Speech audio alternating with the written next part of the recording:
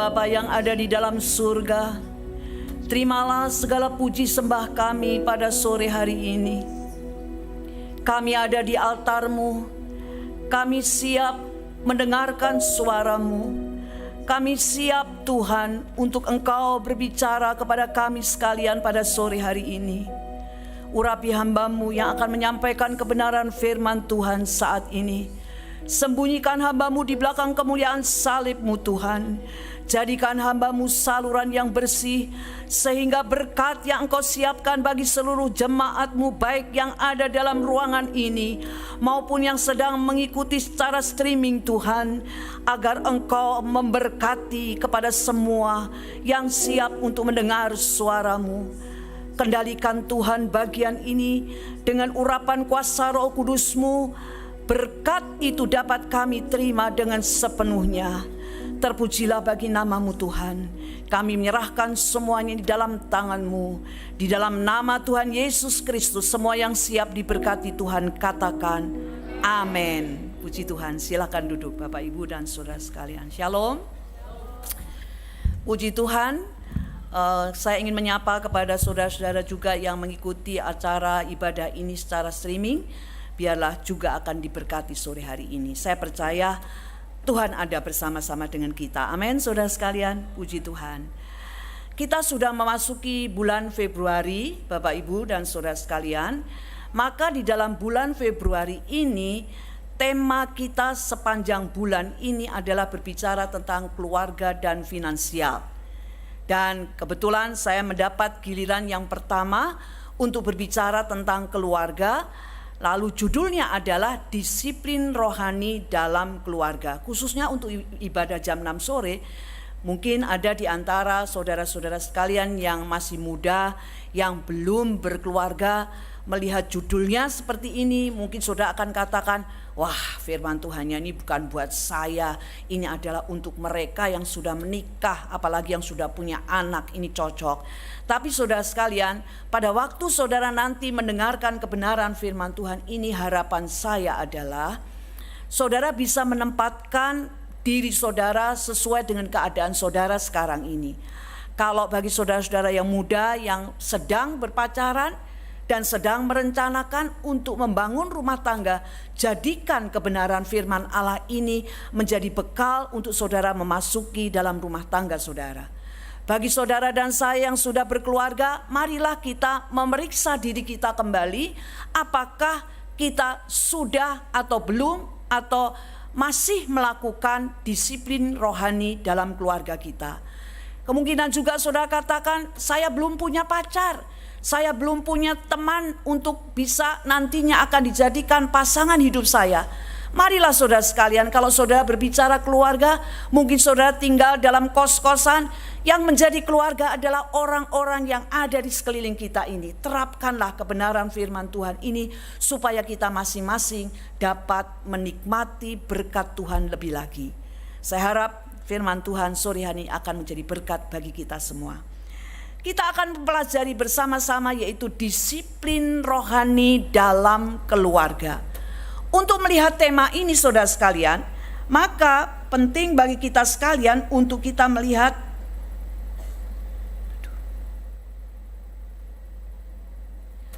apa sih sebenarnya yang dimaksudkan dengan disiplin rohani itu. Apa yang dimaksudkan dengan disiplin rohani? Seorang yang bernama Richard Foster, dia mengatakan seperti ini. Next. Richard Foster mengatakan begini, disiplin rohani ialah kegiatan sendiri dan bersama maupun bersama yang kita lakukan sebagai cara untuk menempatkan diri kita di hadapan Tuhan dan agar kita dapat bekerja dalam diri kita. Jadi saudara sekalian, disiplin rohani itu bisa dilakukan diri kita sendiri, tetapi juga bisa dengan orang lain, dengan bersama-sama. Tadi saya sudah katakan bagi saudara-saudara sekalian yang sudah berkeluarga, tentunya disiplin rohani itu bisa dilakukan oleh suami, istri, anak-anak. Tetapi bagi saudara sekalian yang belum berkeluarga, saudara tinggal di kos, saudara bisa berpikir bahwa disiplin rohani itu bisa dilakukan bersama-sama pada waktu saudara dengan teman sekamarmu, dengan tetangga kamarmu, untuk melakukan bersama-sama melakukan disiplin rohani.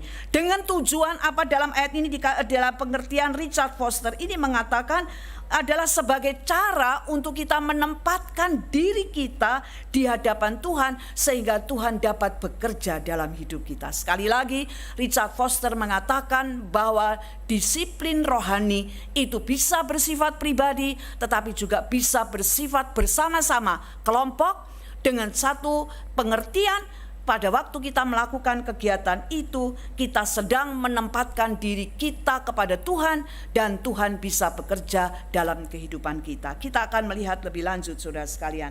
Pengertian disiplin rohani.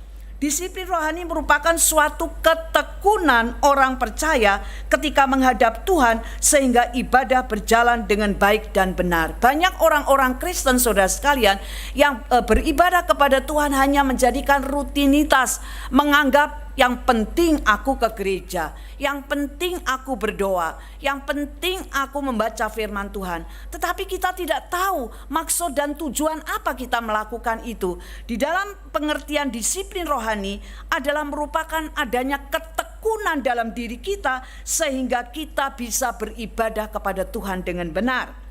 Disiplin rohani itu dibangun dan dilatih secara berulang-ulang hingga menjadi suatu kebiasaan. Untuk melakukan disiplin rohani adalah sesuatu yang sulit.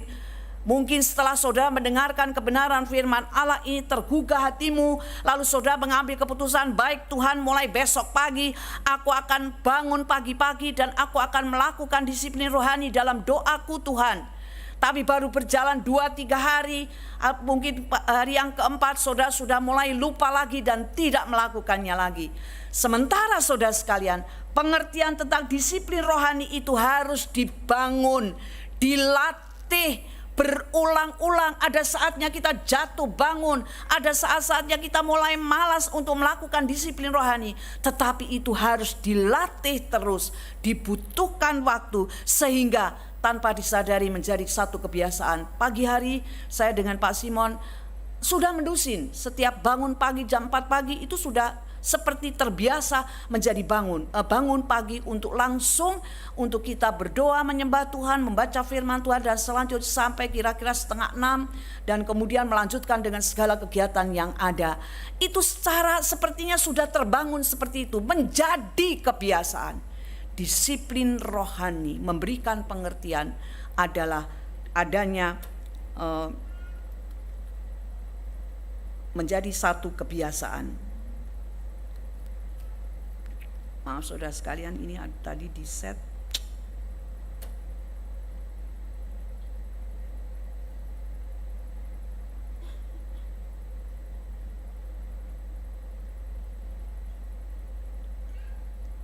Di dalam 1 Timotius pasal 4 ayat 7b dari terjemahan firman Allah yang hidup mengatakan, pergunakanlah waktu dan tenagamu untuk melatih diri supaya engkau tetap sehat secara rohani. Jadi disiplin rohani itu memberikan pengertian bahwa kita harus dibangun, melatih diri kita untuk melakukan disiplin rohani. Kemudian pengertian disiplin rohani yang berikutnya. Di sini dikatakan disiplin rohani juga merupakan bagian yang penting supaya kita ini bisa bertumbuh, menjadi dilatih untuk memiliki manusia rohani yang terus bertumbuh. Kalau saudara melakukan disiplin rohani saudara sekalian, maka saudara akan makin mengenal Allahmu. Saudara akan merasakan penyertaan Tuhan. Saudara akan makin menikmati kasih Tuhan. Tadi saya katakan seperti Richard Foster mengatakan pada waktu kita melakukan disiplin rohani, maka saudara sekalian kita akan mendekatkan diri kita kepada Tuhan sehingga Tuhan bisa bekerja dalam kehidupan kita masing-masing. Selanjutnya saudara sekalian, kalau kita melihat dalam firman Tuhan, pengertian disiplin itu mengandung arti seperti ini. Kalau seorang yang menjalani disiplin rohani, jangan engkau pikir saudara sekalian disiplin itu bersifat hukuman. Tetapi sebenarnya Pengertian disiplin menurut Alkitab adalah mengajar, menghajar. Yang pertama menghajar. Nanti saudara bisa melihat ayat-ayatnya, saya tidak akan bacakan. Menghajar. Di dalam kata pengertian disiplin juga berarti mendidik. Pengertian disiplin juga berarti mengajar. Pengertian disiplin juga berarti menghukum untuk kebaikan. Jadi pada waktu saudara melakukan disiplin rohani itu, pada waktu saudara membiasakan diri saudara mendekatkan dirimu setiap hari kepada Tuhan, ada saat-saatnya Tuhan akan memberikan teguran kepada kita. Ada saat-saatnya Tuhan memberikan penghiburan kepada kita. Pada waktu kita salah jalan, ada saatnya kita dihajar, dipukul, diingatkan untuk kita kembali kepada jalan yang benar. Itu pengertian daripada disiplin rohani. Selanjutnya saudara sekalian, sebenarnya apa yang menjadi tujuan daripada disiplin rohani itu? Apa sih yang menjadi tujuan disiplin rohani? Yang pertama saudara sekalian, kita akan melihat lebih lanjut. Untuk meningkatkan kualitas pertumbuhan rohani seorang yang memampukan kita mencapai kedewasaan rohani dalam iman kepada Allah. Jadi seorang melakukan disiplin rohani ini saudara sekalian dengan tujuan untuk menjadikan saudara dewasa di dalam Tuhan. Untuk menjadikan saudara bertumbuh di dalam Tuhan. Itu terdapat di dalam Efesus pasal 4 ayat yang ke-13 sampai dengan ayat yang ke-15. Dikatakan seperti ini. Sampai kita semua telah mencapai kesatuan iman dan pengetahuan yang benar tentang anak Allah, kedewasaan penuh dan tingkat pertumbuhan yang sesuai dengan kepenuhan Allah. Sehingga kita bukan lagi anak-anak yang diombang-ambingkan oleh rupa-rupa angin pengajaran, oleh permainan palsu manusia, dalam kelicikan mereka yang menyesatkan. Tetapi dengan teguh berpegang kepada kebenaran di dalam kasih, kita bertumbuh di dalam segala hal ke arah Dia, Kristus yang adalah kepala. Pada waktu saudara melakukan disiplin rohani, pada waktu saudara berusaha mendekatkan dirimu untuk melakukan kegiatan-kegiatan rohani di hadapan Tuhan, Tuhan mau supaya saudara akan menjadi orang-orang yang dewasa di dalam Tuhan, bertumbuh di dalam Tuhan. Kemudian selanjutnya saudara sekalian, tujuan daripada disiplin rohani adalah untuk mengembangkan manusia baru. Kalau saudara membaca di dalam 2 Korintus pasal 5 ayat 17 dikatakan, jadi siapa yang ada di dalam Kristus, ia adalah ciptaan baru, yang lama sudah berlalu dan sesungguhnya yang baru sudah datang. Dalam Kolose pasal 3 ayat 10 mengatakan, dan telah mengenakan manusia baru yang terus-menerus diperbarui untuk memperoleh pengetahuan yang benar menurut gambar Khaliknya. Bapak, Ibu, dan saudara sekalian yang dikasihi oleh Tuhan, pada waktu kita menjadi anak-anak Tuhan, kita sudah tahu firman, tetapi pada waktu kita mau menjalankan firman itu sangat sukar, sangat sulit. Karena apa saudara sekalian? Karena kita masih hidup dalam daging ini, membuat kita menghadapi banyak tantangan. Tetapi pada waktu saudara dan saya melakukan disiplin rohani, membiasakan diri setiap hari untuk memikirkan perkara-perkara rohani, maka saudara sekalian, saudara akan memiliki manusia baru. Karena Tuhan mengatakan, orang yang di dalam Tuhan menjadi ciptaan yang baru. Di dalam ayat ini dikatakan pada waktu kita melakukan disiplin rohani itu, manusia baru kita akan diperbarui hari lepas hari. Dulu kita menjadi seorang yang gampang marah, tetapi waktu engkau melakukan disiplin rohani, maka apa yang terjadi saudara sekalian? Saudara akan dihaluskan hatimu sehingga tidak gampang marah lagi.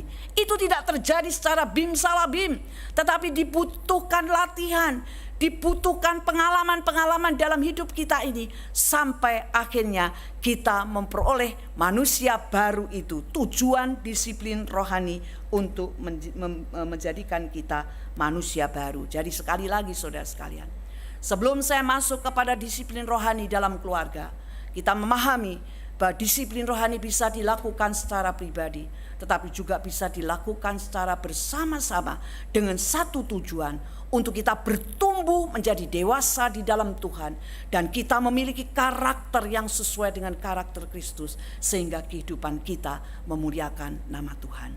Lalu apa yang harus kita perbuat? Apa yang harus kita perbuat? Apa yang harus kita perbuat untuk kita melakukan disiplin rohani dalam keluarga? Pengertian keluarga sekali lagi, bisa keluarga yang kita mengerti sebagai ayah, ibu, dan anak-anak. Sekeluarga bisa berarti juga orang seisi rumah di situ. Barangkali saudara sekalian, saudara ada mertua di situ, ada ipar di situ, tapi dalam satu keluarga ini, dalam satu rumah, kita bisa mengatakan keluarga. Pengertian keluarga di sini juga bisa berarti waktu saudara bergaul dengan teman-teman di kosmu adalah orang-orang yang percaya kepada Tuhan, maka saudara juga bisa melakukan disiplin rohani ini sehingga engkau akan diberkati. Yang pertama, saudara sekalian, apa yang harus dilakukan? Ajarkanlah Alkitab kepada seluruh keluarga. Ajarkan Alkitab kepada seluruh keluarga. Bagi pasangan muda yang memiliki anak-anak, mulailah mengajarkan Alkitab di dalam kehidupan sehari-hari kepada seluruh keluarga.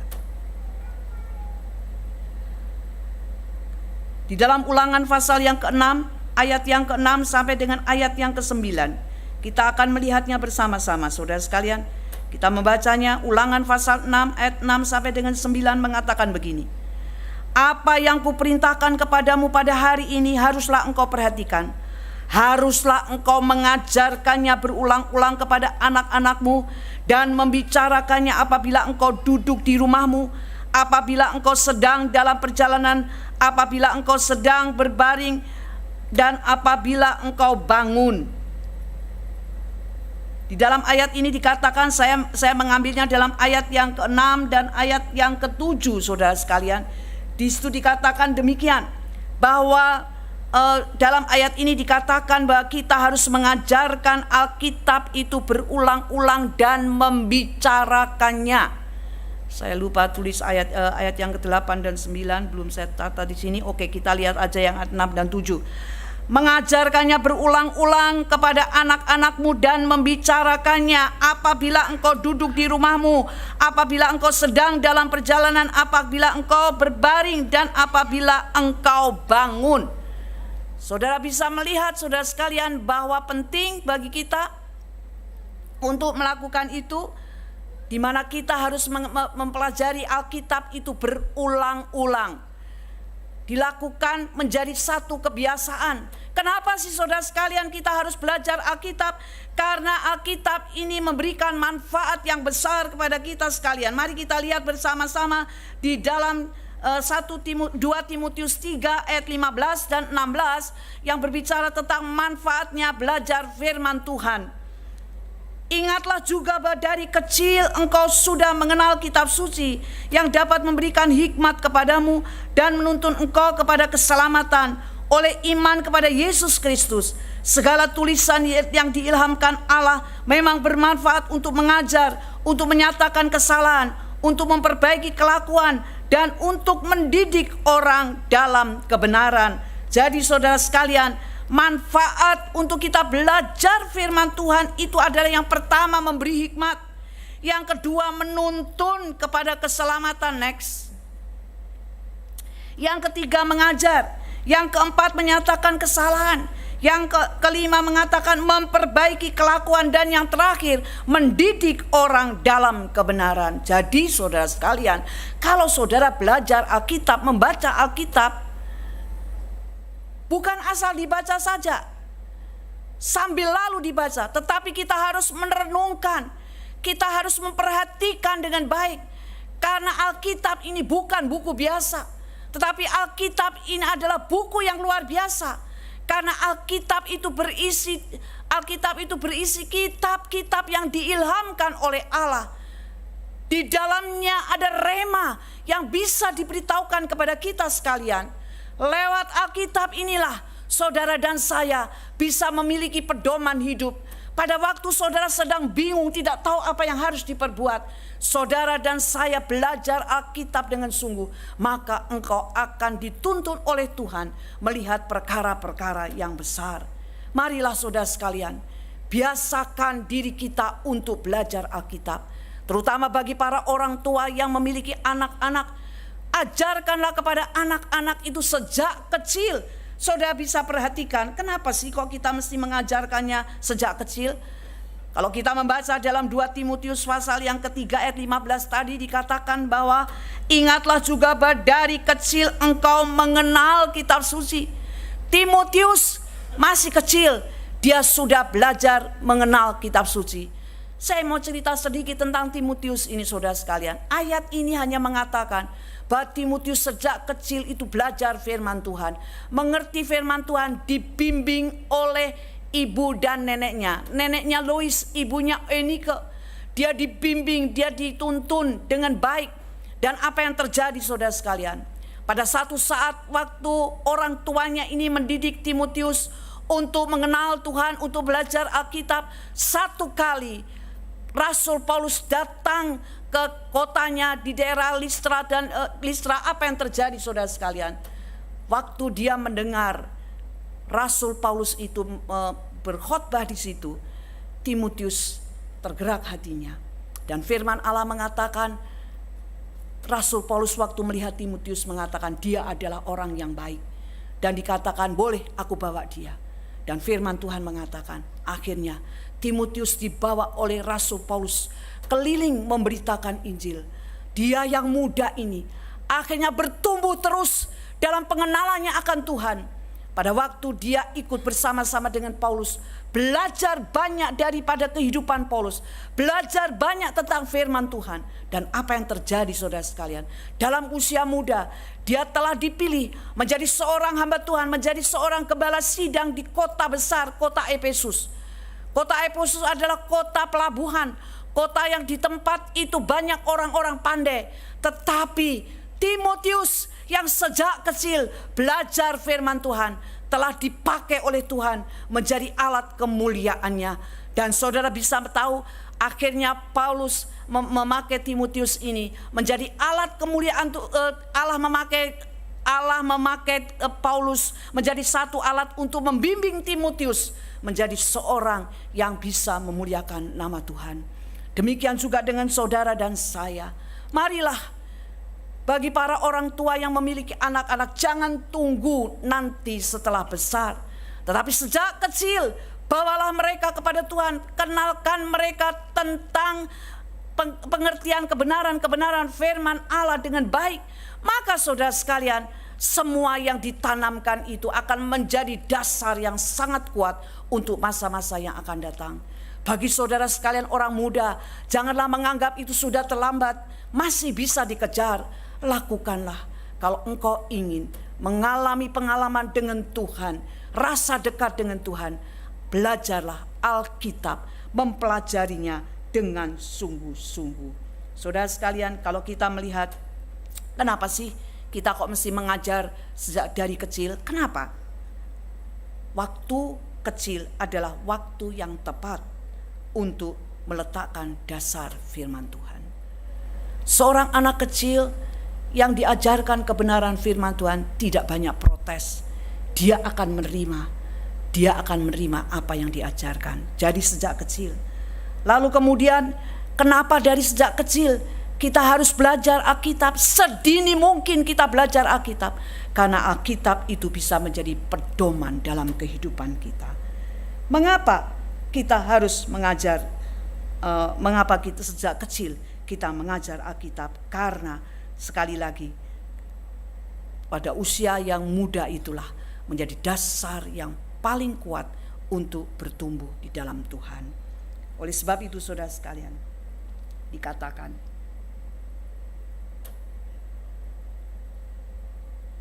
Alkitab menjelaskan bahwa pengaruh pertama yang dialami Timotius adalah pengaruh asuhan orang tua, terutama ibu dan neneknya yang mengajarkan Alkitab sejak ia kecil.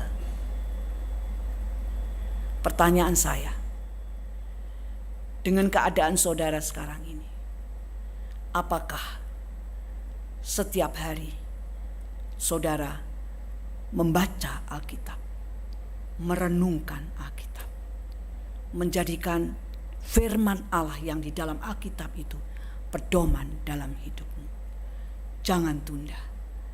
Jangan tunggu. Sebagai orang tua, jangan tunggu anakmu besar. Sebagai saudara-saudara sekalian yang belum menikah, jangan menunggu sampai engkau masuk dalam pernikahan. Tetapi saat ini juga, sekarang ini juga, perbaikilah hidup kita masing-masing untuk mulai membiasakan diri mempelajari Alkitab dengan baik. Karena itu akan mendatangkan berkat yang besar di dalam kehidupan kita masing-masing. Kemudian yang kedua, saudara sekalian, apa yang harus kita lakukan selanjutnya? Kalau kita melihat itu, perhatikanlah hal-hal rohani dalam kehidupan setiap anggota keluarga. Sebagai seorang ayah, sebagai seorang ibu di tengah-tengah keluarga, seringkali pada waktu anak-anak kita ke sekolah, pulang dari sekolah, yang ditanyakan adalah pelajaran dari sekolah. Bagaimana dengan pelajaranmu hari ini, nak? Engkau bisa mengikuti matematikanya? Bagaimana dengan pelajaran IPA-nya? Bagaimana dengan pelajaran-pelajaran yang lain? Dengan harapan orang tua untuk mendapatkan seorang anak yang memiliki prestasi yang baik. Tetapi seringkali orang tua lupa untuk mulai membicarakan hal-hal rohani kepada anak-anak. Pernahkah anak-anakmu dibawa masuk ikut sekolah minggu? Pernahkah pada waktu anak-anak saudara sekalian ikut ke sekolah minggu dan ditanya, apa nak yang kamu dengar di dalam waktu belajar di sekolah minggu? Seringkali kita tidak menanyakan itu. Demikian juga dengan saudara-saudara sekalian yang muda. Pada waktu saudara bergaul, bertemu dengan teman seperti sekarang ini, apa yang engkau bicarakan? Apakah hanya membahas habis ke gereja ini, ayo kita makan bakso di sana lo enak? Atau mungkin mulai mengatakan besok kita melakukan ini, itu dan sebagainya. Membahas hanya berbicara tentang bagaimana pekerjaan yang dilakukan. Kita hanya berbicara kepada hal-hal yang seperti itu. Tetapi saudara sekalian, disiplin rohani yang akan membawa manfaat supaya hidupmu bertumbuh di dalam Dia. Usahakanlah untuk mulai mengambil waktu berbicara tentang hal-hal rohani yang bermanfaat. Gereja menyediakan adanya persekutuan komsel misalnya. Ikutilah tempat itu di mana engkau bisa membicarakan hal-hal rohani sehingga ada pengetahuan yang banyak tentang firman Allah. Mulai berdiskusi, mulai sharing satu dengan yang lain, membicarakan tentang hal-hal rohani. Apa yang bisa dilakukan saudara sekalian waktu kita membicarakan hal-hal yang rohani?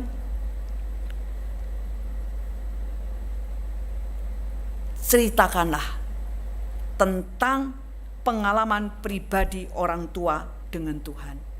Kalau di dalam keluarga, barangkali kita bisa memberikan contoh kepada anak-anak.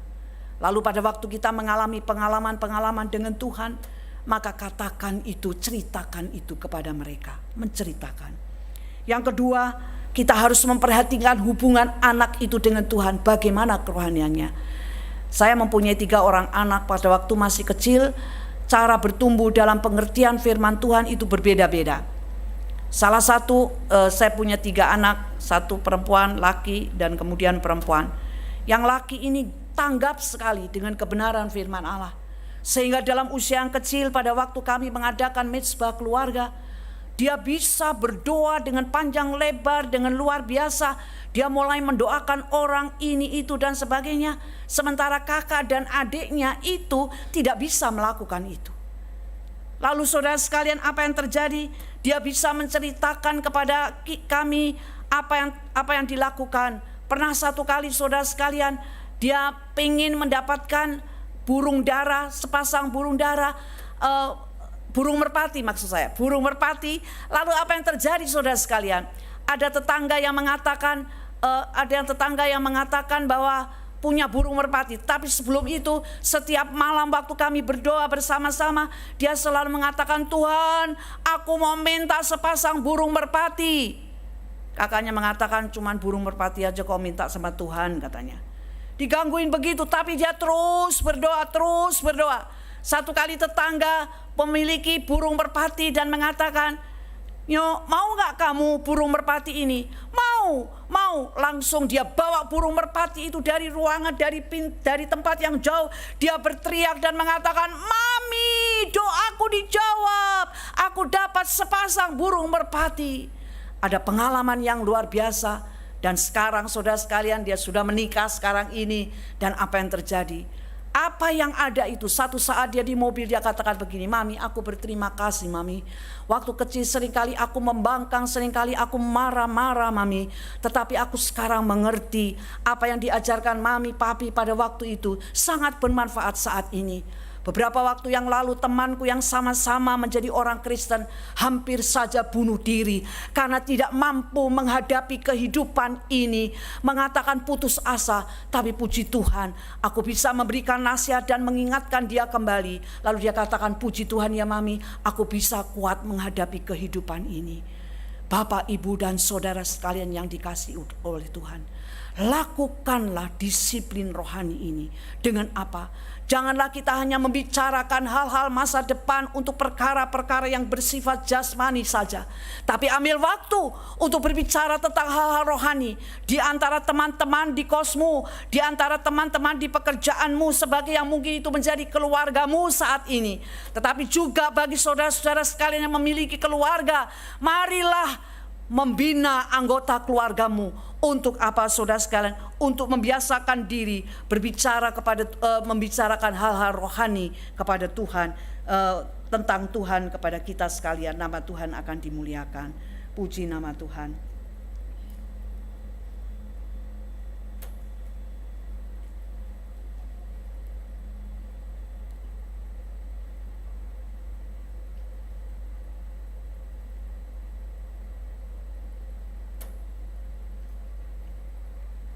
Selanjutnya kita akan melihat lebih lanjut saudara sekalian.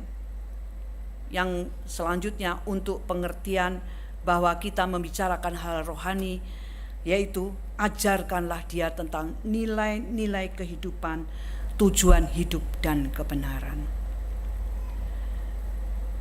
Kalau kita berbicara tentang itu, maka datang beribadah di gereja dengan setia. Kemudian tentang fakta-fakta kenyataan kehidupan, firman Allah diperhadapkan dengan kehidupan dunia yang susah dan sebagainya.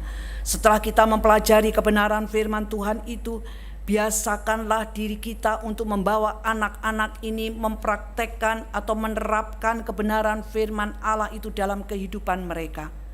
Sehingga mereka tahu bukan hanya pengetahuan tentang firman Tuhan itu, tetapi firman Tuhan itu juga akan menolong untuk menyelesaikan masalah-masalah yang ada dalam kehidupan ini. Kemudian beritahukanlah alasan anak hidup di dalam dunia ini. Tahukah saudara, apa yang menjadi alasan kita hidup dalam dunia ini? Bukan hanya mengalir saja, tetapi alasan hidup kita adalah untuk memuliakan nama Tuhan. Tujuan hidup kita adalah untuk memuliakan nama Tuhan. Oleh sebab itu, marilah kita melakukan kesetiaan kita dalam pelayanan, mengembangkan talenta pelayanan dalam keluarga. Ini penting bagi kita sekalian.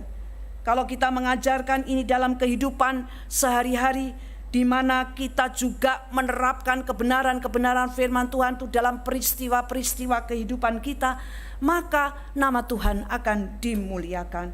Penting bagi kita sekalian melakukan itu. Oleh sebab itu Bapak, Ibu dan saudara sekalian yang dikasihi oleh Tuhan, bicarakanlah hal-hal rohani dan mulailah memikirkan untuk apa aku hidup dalam dunia ini.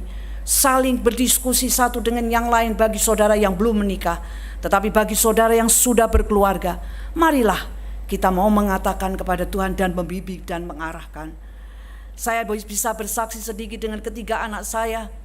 Anak saya yang tertua itu pernah mengatakan begini kepada saya, "Mami, aku gak mau punya suami itu pendeta. Aku sudah hidup sebagai anak pendeta." "Kenapa kamu mengatakan begitu?" "Ya, menjadi anak pendeta selalu kalau lagi perlu apa-apa, papi mami selalu mengatakan berdoa dulu kepada Tuhan supaya Tuhan akan menjawab doamu. Aku gak mau punya suami pendeta." Lalu saya katakan, baik, kalau gitu kita berdoa kepada Tuhan ya. Aku pengen dapat pengusaha Kristen yang bisa melayani Tuhan. Aku mau sama-sama melayani Tuhan. Singkat cerita saudara sekalian, dalam perjalanan hidupnya apa yang terjadi? Menikahlah dia. Benar, dia menikah dengan seorang pengusaha. Tetapi apa yang terjadi? Penting saya katakan, berdoa terus. Apa yang menjadi kehendak Tuhan dalam hidupmu? Apa alasannya engkau hidup dalam dunia ini? Dan apa yang terjadi saudara sekalian? Belum lama, kira-kira 1 bulan yang lalu ini, suaminya mengambil keputusan untuk melayani Tuhan. Suaminya sekolah teologi ya. Suaminya melayani Tuhan dan beberapa waktu yang lalu mengambil keputusan untuk mendaftarkan diri sebagai pelayan Injil. Semua keluarga mengatakan, kamu pengen punya suami pengusaha. Tetapi kalau Tuhan punya rencana yang besar dalam hidupmu, untuk kamu menjadi istri pendeta. Jadi saudara sekalian, penting bagi kita sekalian untuk belajar berdoa. Apa sih alasannya aku hidup? Terus terang saudara sekalian, saya menyampaikan firman Tuhan pada hari ini. Sementara saya duduk, Tuhan berbicara kepada saya, penerapan khotbahmu tidak boleh hanya untuk keluarga saja yang sudah menikah.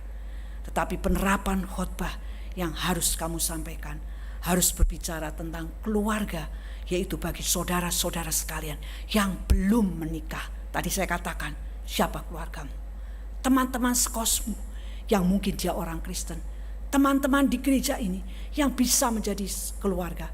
Lakukan disiplin rohani ini, membaca Alkitab, membicarakan hal-hal rohani itu satu dengan yang lain, lalu mulai berbicara alasan kita hidup itu untuk apa.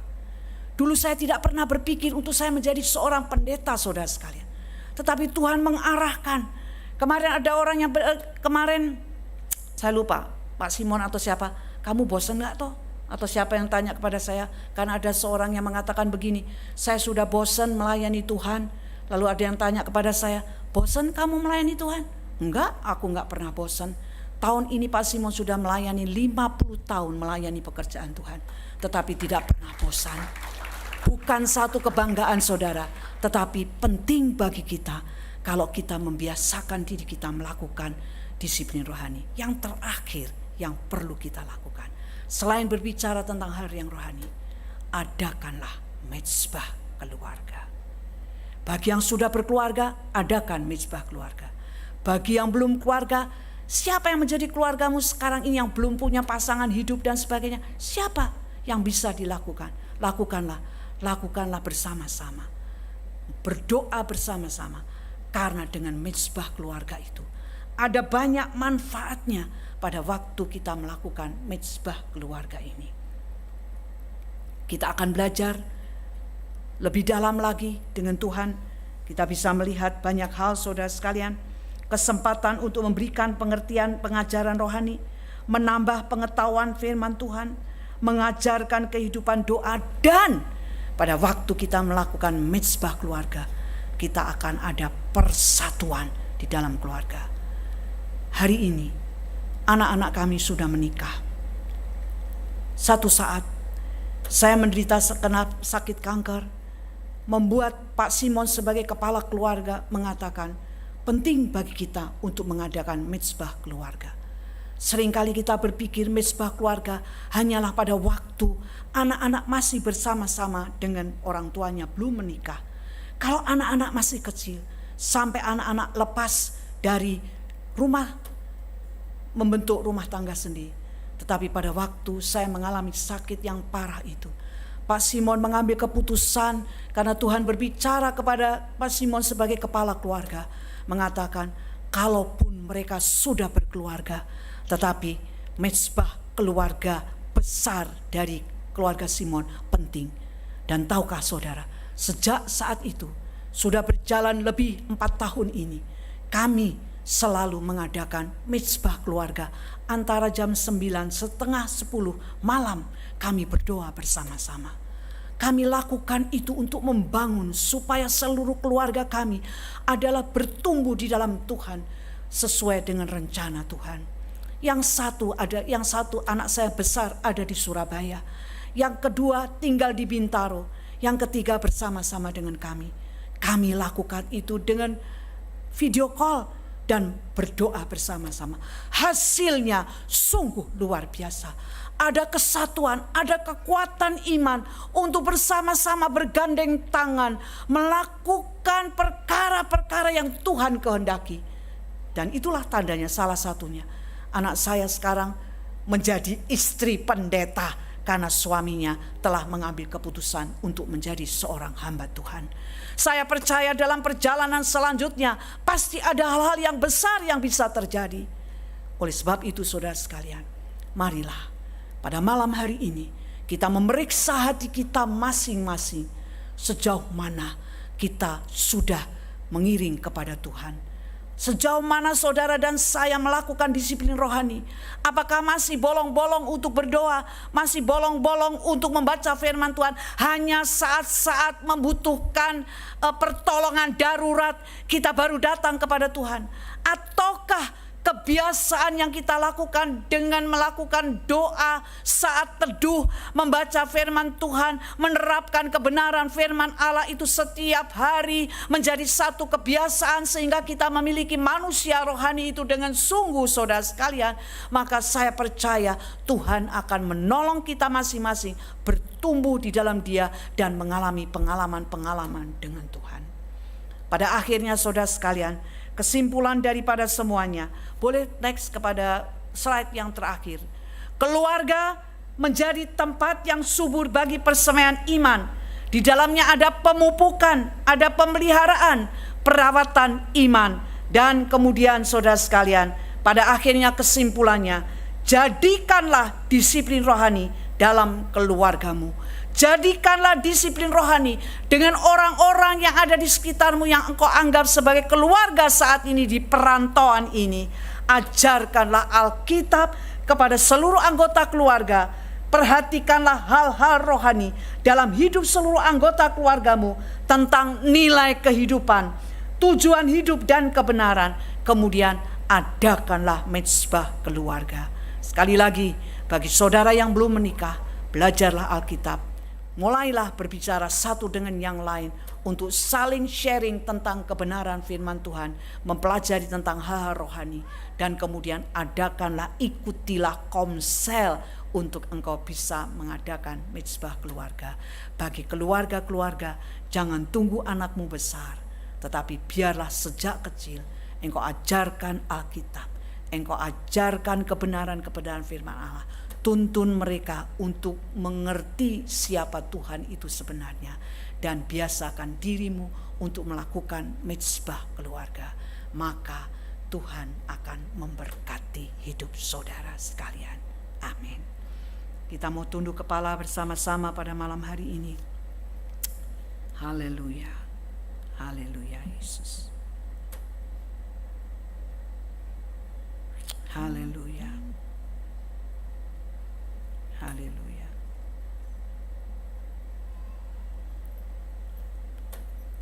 Kita akan menaikkan pujian kepada Tuhan malam hari ini.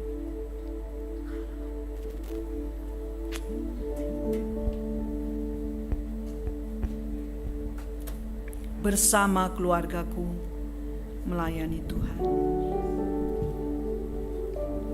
Haleluya Yesus. Kita ada datang dalam hadirat Tuhan. Periksa hati kita masing-masing di hadapan Tuhan. Perhadapkan kebenaran firman Allah ini dengan diri saudara masing-masing.